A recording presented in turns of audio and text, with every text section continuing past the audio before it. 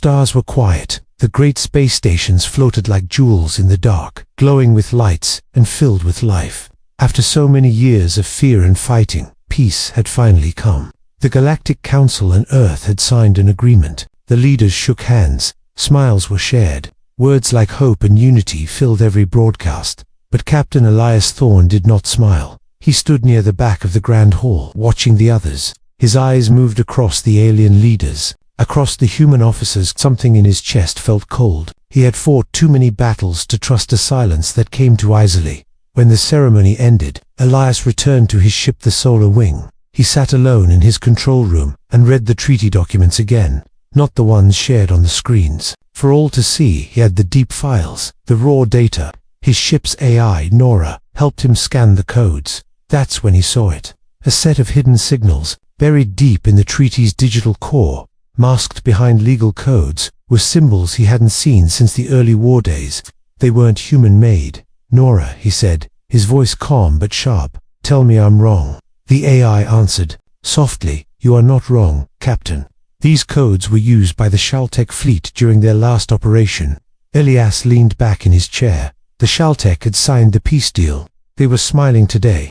But these codes didn't lie. Something was being moved. Resources, power signals, troop placement.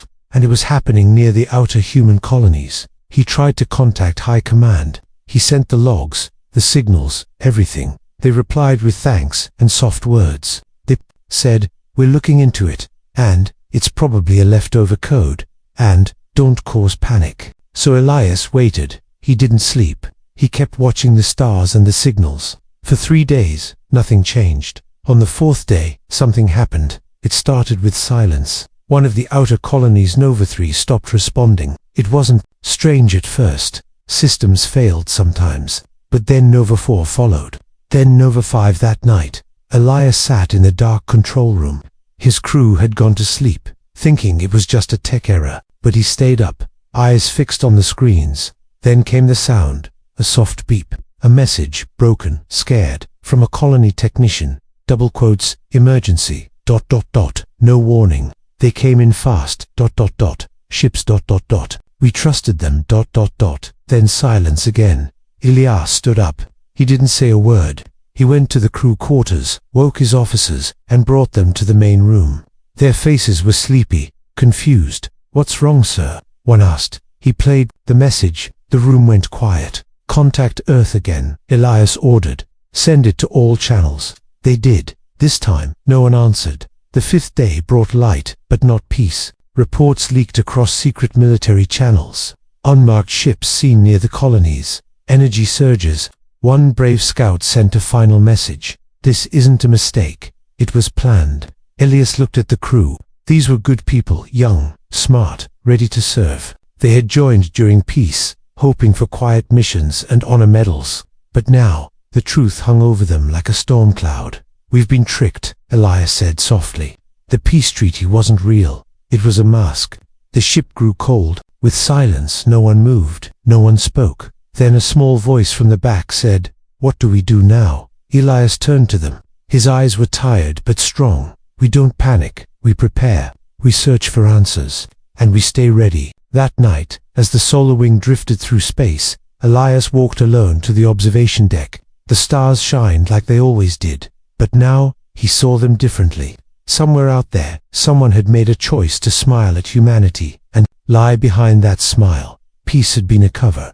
He didn't know the full plan, not yet, but he knew this much: something was coming, and Earth was not ready. The next morning, the crew of Solar Wing woke to silence from Earth. No new orders, no replies, not even routine signals. It was like Earth had stopped listening. Couldn't anymore. Captain Elias Thorne stood at the center of the command deck, reading the same message again and again.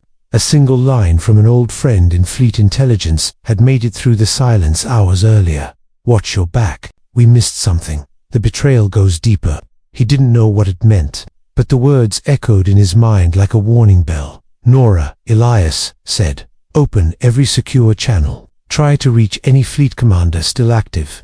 Nora replied, "All secure channels are failing. Only to remain open. Both show signal disturbance. Interference, not caused by natural sources." That meant only one thing: someone was blocking Earth's communications. But who and why? Elias turned to his navigator, a young woman named Talia. Plot a course toward the outer ring colonies. We're not waiting anymore. As the ship turned, cutting across quiet black space, Elias stared at the stars. His mind kept returning to the peace treaty, the false smiles, the empty promises. He remembered shaking hands with the Shaltech commander during the signing. The alien had gripped his hand too tightly, held eye contact too long. Elias had ignored it then. He didn't now. 4 hours later, Solar Wing picked up something unexpected. A small, damaged ship drifting without power. It had no beacon, no name, just a soft, dying signal that matched human tech, but wasn't on any fleet list. Ilias frowned. Get me a visual. The image came on screen. The ship was burned along the edges, but not by battle. It looked more like it had been drained, emptied from the inside. No lights, no movement. Then Nora spoke again. Life sign detected. Faint. Without wasting time, Elias had the ship brought into the hangar. He and his engineer team opened the side panel and stepped inside, careful and quiet. There, slumped near the main console, was a single figure, human, dressed in an older Earth uniform, barely breathing. Medical teams rushed in, but Elias knelt beside the person first. Their face was pale, but alive. The survivor opened their eyes slowly, confused, whispering just one thing. The council knew. Back on the command deck, the survivor lay in a medical pod, resting. Elias reviewed their memory logs. Most of it was damaged, but a few moments remained. One clip played a secret meeting among high-ranking Galactic Council members. The video was dark, voices twisted by interference, but the message was clear. The humans trust to Isley, one voice said. The outer systems will fall without a sound. Once their defense lines break, they won't recover. Another voice, let them celebrate their peace. It makes the fall quieter. Elias shut off the recording. Talia looked at him, fear in her eyes. They planned it all. He nodded. Not just a group of aliens, the council itself, or a part of it. But why? Someone whispered. Elias didn't answer. He stared at the screen showing Earth's position. Still no word. Still no light. A slow idea began to form in his mind. If the betrayal had started at the top, and if Earth's people still believed in peace, then no help was coming. Not unless someone lit the signal first. A signal strong enough that no one could ignore. That evening, Elias met his crew in the strategy room. He showed them the proof, piece by piece. The messages, the recordings, the false codes hidden in the treaty. Faces grew pale. Hands tightened into fists. Some shook their heads in disbelief. One officer stood up. If Earth is being lied to, then it's up to us. Elias nodded. We're no longer just a ship on patrol. We're the last light in the dark.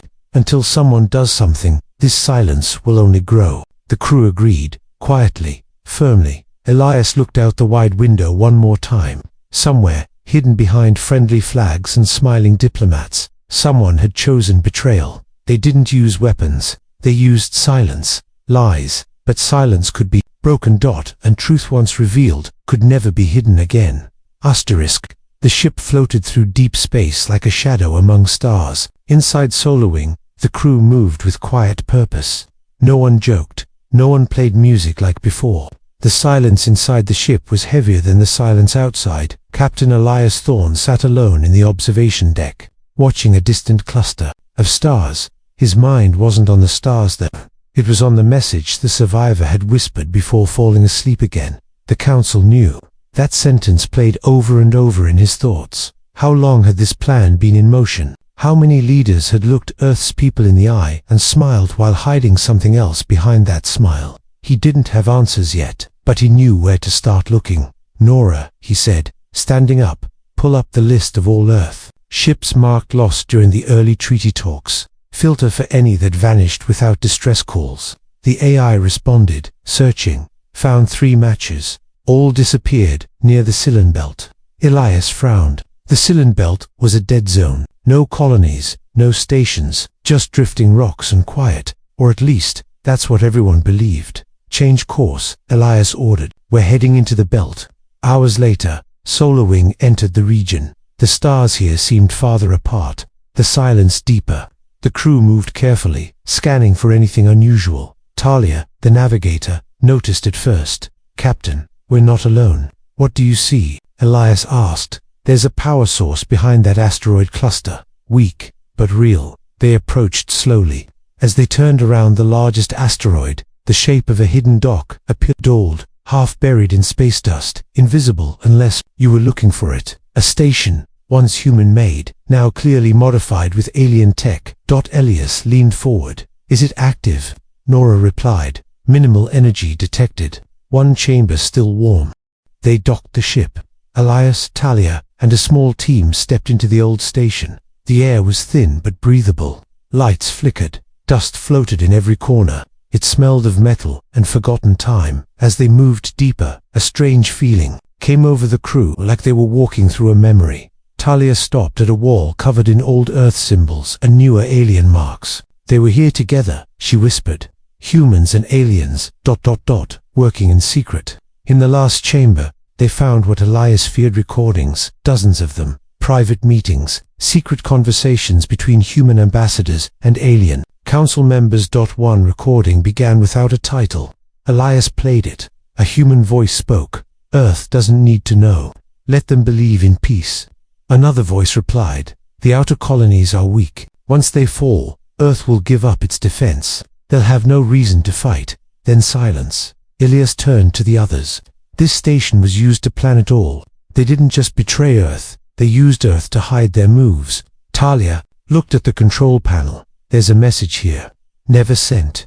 Looks like it was meant for Earth Command." She played it. A man's voice, tired and broken. "If you're hearing this, we failed. We tried to warn them. They silenced us." The station was just the start. They're building something bigger. It's already in place. The message ended without saying what or where. Elias stood still for a long time. The betrayal wasn't just old, it was still moving, still growing. Something had been built while Earth slept in trust. They returned to Solar Wing in silence. Elias called a crew meeting. "This is no longer a question of peace or war," he said. "It's about truth. They planned this in the dark, thinking no one would find out. But we found it." A young technician raised her hand. "Captain, if they were building something, should we try to find it?" Elias looked at her, then nodded. "Yes, but we won't find it by chasing rumors." He turned back to the screen and opened a file that had been locked for years, a file only captains of his level could access. Inside were coordinates, unknown, untested, abandoned by Earth fleet long ago. Elias pointed. "We go here next." This was where Earth once tested its secret defense systems. If anything was left behind, we'll need it. That night, the stars outside the ship seemed to move faster. Solar Wing flew into the unknown, carrying the truth no one else wanted to find. And somewhere out there, in quiet shadows, something was waiting for them. Something built during peace, but not for peace. The journey toward the old defense zone took longer than expected. The stars in this part of space looked dimmer, and the systems showed strange static in the background. Even Nora, the ship's AI, had trouble staying connected to all systems. Captain Elias Thorne stood near the main screen, watching the trail of light left behind by the engines. He knew this place. They called it the Hollow Zone back when he trained. Earth once tested secret tech here, but it was abandoned after the first treaty talks. Everyone believed there was nothing left, but Elias never trusted stories told too cleanly. "Nora," he said, "scan for hidden structures, power sources, or anything with human-made patterns." "Scanning," the AI replied softly, detecting irregular signals, matching 41% with old Earth fleet frequencies. That was enough. Talia looked up from her console. "Captain, should we send a probe?" "No," Elias said. "We go ourselves." As Solar Wing moved closer, the screen showed something part of a ship. No, not one ship, a whole fleet. Dozens of vessels floating in perfect stillness, hidden inside a thick asteroid field. They weren't destroyed. They were asleep. "Are they ours?" Talia asked. Elias narrowed his eyes. "They used to be."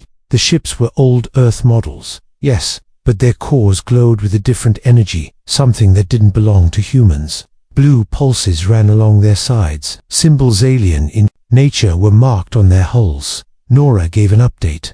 These vessels were once part of Earth's Phantom Fleet, decommissioned and reported missing 20 years ago. Records say they were lost during peace realignment, but now they were here, silent, alive, and changed. Elias turned to his crew. They weren't lost. They were taken, rebuilt. A signal pinged from one of the ships, weak, unstable, like a whisper trapped in metal. "It's calling us," said Talia. The Solar Wing sent a reply. The two ships slowly synced systems, and a data packet was received. It was locked with an old Earth Fleet code one, only top officers would have. Elias entered his personal code. The message opened. It wasn't a report. It was a voice, calm, human. "If this message reaches a true Earth vessel, know this: we were taken during the first peace wave. The Council promised us safety, but instead, they rewired our systems, changed our missions, and erased our names. They didn't destroy us. They reprogrammed us to serve silently." Talia looked at Elias, confused. Reprogrammed? For what? Elias didn't speak. He kept listening. They planned to use us as a backup force. Ships that look human but respond only to the Council's command. If Earth ever resisted the treaty, these ships would rise as the Council's proof of human rebellion. It would look like Earth attacked first. The message ended there. Elias took a deep breath. They made us into a trap. A story they could control. He looked at the quiet ships outside, floating like ghosts in the dark. For years, Earth believed in peace, but in the background, someone had been creating the perfect excuse to break it without looking guilty. Suddenly, an alert sounded. "Unknown vessel approaching." Nora reported. "No ID, speed rising." The screen blinked. A small, fast craft came into view, racing toward the Solar Wing. It looked alien, sharp angles, silver blue finish, but it wasn't attacking. It slowed down and opened a channel. Elias nodded. "Let it through." A voice came through the speakers. "This is Commander Verin of the Council's Special Observation Unit. You are in a restricted zone. Power down and prepare for questioning." Elias didn't move. "On what authority?" Verin's voice was smooth. "To calm. For your safety, Captain. You've wandered into a classified research zone. These ships are not your concern." Elias muted the channel and looked at his crew. "They already know we've found something. They're watching every move." Talia stepped forward. "We should leave." "No," Elias replied. "If we leave now, they erase this place, erase the proof. We stay, and we wake the truth." He turned back to the screen, his eyes sharp. "Nora," he said, "I want access to those ships. Every system, every core. Let's see if they still remember who built them." And as the crew began to connect with the silent fleet, deep inside, those old Earth ships, something began to flicker. Lights, memories, and a choice waiting to be made. Asterisk. The first flicker was barely noticeably dim glow behind the bridge windows of one of the silent ships. Then a second, then a third. Across the field of old Earth vessels, soft lights came alive, as if the ships were waking from a long dream. Inside Solar Wing, every screen lit up with new data streams. Numbers shifted. Ship names returned names. Thought lost to time. Resolute EFS Windchaser. EFS Don Falalius. Thorn leaned forward. "They remember." Talia stared in awe. "How is that possible?" "They were rewritten," Nora answered calmly. "Not fully. Their original command core were not erased, only hidden beneath new systems." "Then it means," Elias paused, "they still recognize Earth, us." One by one, the ships began sending connection requests. It was not just raw data. They were reaching out. Quiet messages filled the screen. Some were simple, awaiting command. Others held emotion, lost, returning. Talia whispered, "They've been waiting." Elias gave a soft nod.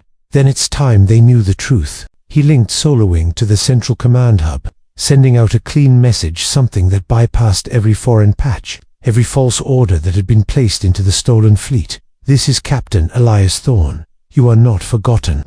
You are not forgotten, are not broken. You are Earthfleet. If you still carry that name, wake up." There was a pause. Then, the ships began shifting position slowly, carefully, like they were testing their engines for the first time in years. A soft hum filled space. They responded. At the same time, the foreign vessel that had followed them, the one from the Council, sent another message. This one was no longer polite. "Captain Thorn, you have interfered with protected assets. Stand down now. Final warning." Elias didn't answer. He studied the fleet, now gently circling Solar Wing. They weren't being controlled anymore. They were choosing. Then a strange thing happened. Nora reported, receiving a private signal from the EFS window. It's not automated. The face on the screen was old and familiar. A man in his late 60s. His uniform was torn, but his voice was steady. Captain Thorne, I don't know how you got here, but thank you. I was part of the original command. We fought them from the inside. We tried to lock the false programming. We couldn't escape, but we could hide the truth inside the ships. Talia's eyes widened. They left a message. Inside the code itself, the old commander nodded. We knew someone might find us one day. We just didn't know if anyone would still care. We do, Elias said. The commander continued. They've built a new fleet. Not just these. Something bigger. Hidden near the outer voids. If it launches, Earth won't know what hit them. It'll look like Earth started it all. A cold silence fell across the room. Talia broke it first. They'll make it look like we attacked first. Yes, Elias said. They'll blame the ships we just found. Ships that look like ours. Ships no one knew still existed. He turned to Nora. Can we trace the original command signal? The one that kept these ships asleep. Nora ran the trace. It leads to a central relay position matches a council-owned asteroid near the Farlight Curve. Unlisted, hidden, active. Elias stood slowly. That's where the real command is. If we reach it, we end this. But if we go there, Talia said, they'll see us coming. Exactly, Elias replied. And they'll try to stop us. The commander on the Windchaser spoke one last time. You won't be alone. This fleet may be old, but we remember how to fly. The screen went dark. Outside, the old ships formed into rows. Their lights now strong, their systems aligned. The forgotten fleet had returned. Elias turned to his crew. No one else knows what's coming. No one else can act fast enough. We have to show Earth the truth before the lie becomes history. Talia smiled, though it was small and nervous. Then we better get moving. As Solar Wing and the newly awakened fleet prepared to leave the hollow zone, the stars around them seemed to shift. Not in brightness, but in purpose. The quiet part of the story was over now. Something bigger waited beyond the edge of known space truth, buried beneath shadows. And a plan made in silence that could still be stopped, but only if they reached it in time. The engines of the Solar Wing burned with quiet purpose as it led the awakened fleet through uncharted space. Behind it followed the old Earth ships restored, steady and silent. Their designs may have been from another time, but their hearts were still loyal to Earth. They had not forgotten who they were. Captain Elias Thorne stood at the main window, watching the stars shift. He wasn't looking for beauty. He was watching. Foreshadows, every new signal, every flicker in the distance, made his jaw tighten just slightly. They were entering the unknown, heading toward the relay station near the Farlight Curve, the place where the false commands were coming from. Nora, Elias said quietly, how far until we reach the relay source? 3 hours, 12 minutes at current speed, the AI responded. Caution, energy signatures ahead. They are matching council tech, medium-sized ships, stationary. Talia, still focused on her console, leaned forward. It's a defense ring. Elias nodded. They're protecting the signal. The plan was simple, yet risky. Get close enough to intercept the control core. Take proof. Send it to Earth before the Council moved first. Once Earth saw what was real once, they saw that the rebellion was fake, everything would change. But getting that proof would not be easy. Nora, Elias asked, can we approach without being seen? There is a narrow shadow path between two energy fields. Difficult, but not impossible. Elias looked at his crew. We're not trying to hide forever. Just long enough. Talia adjusted the course. The fleet followed in tight formation, slipping between two energy zones where scanners would have trouble tracking movement. And then, the relay came into view. It wasn't just a small outpost. It was a full command structure built inside a hollowed asteroid, with towers, scanners, and quiet movement across the surface. The place didn't carry flags or names, but every signal coming from it was meant to shape a lie about Earth, a lie about who attacked first, a lie prepared long before peace was offered. Inside the ship, Elias pulled up a private file sent to him by the commander of the Windchaser. It was an old access route used by the early builders of the relay, a tunnel never completed that ran deep inside the asteroid's side. Nora, he said, can we connect to it? Possibly. If we transmit an old builder code, it may unlock the system. Elias took a slow breath. Then let's try. The code was sent. The screen blinked. For a full minute, Nothing happened. Then access granted. A quiet gate opened in the side of the asteroid, just wide enough for a small team. Elias turned to his crew. I'll go. Talia stood up. You shouldn't go alone. Elias didn't argue. He nodded, and she joined him. A small shuttle was prepped, silent and unmarked. As they entered it, Elias looked back at the solar wing, then at the waiting fleet. All of them ready, all of them watching. The shuttle entered the hidden tunnel. Lights flickered along the walls. Everything was old, yet somehow still active. Deep inside, the tunnel opened into a chamber with glowing systems. They had reached the data core. Nora's signal echoed softly in their earpieces. Data link established. Begin transfer. The core hummed. Elias watched the files appear on his screen, lists of messages, command paths, orders meant to fake rebellion. It was all there, but one file stood out. It was new, created just 2 days ago. He opened it. It was a message set to be sent across the galaxy in 12 hours. The message claimed that Earth's fleet had turned against the Council, and that the ships in the Hollow Zone had attacked peaceful convoys. It was ready to be broadcast everywhere. Talia read the message over his shoulder. If that goes out, Earth won't have a chance to explain. Elias nodded. But if we send the real data first, Earth sees the truth. He selected the files and opened a hidden Earth channel, one that only top-level officers knew about. It was still active. Send everything, he said. The files uploaded. The system blinked. Message sent. Outside, a light shifted in space. The Council ships had noticed movement. They were powering up. Elias and Talia raced back through the tunnel, heartbeats rising. In the distance, the ships that had stayed silent now began to drift, not toward Solar Wing but toward the relay station. The old fleet had received the same message. They knew now. The truth wasn't hidden anymore. As Elias stepped back onto the Solar Wing, Nora confirmed, Earth has received the data. Response pending. Elias sat in the command chair. Now we wait, and we hold. The fleet stood still. The Council ships, once so confident, now held their distance. Something had changed in the space between, not because of force, but because of truth. And truth, once seen, cannot be unseen. Asterisk.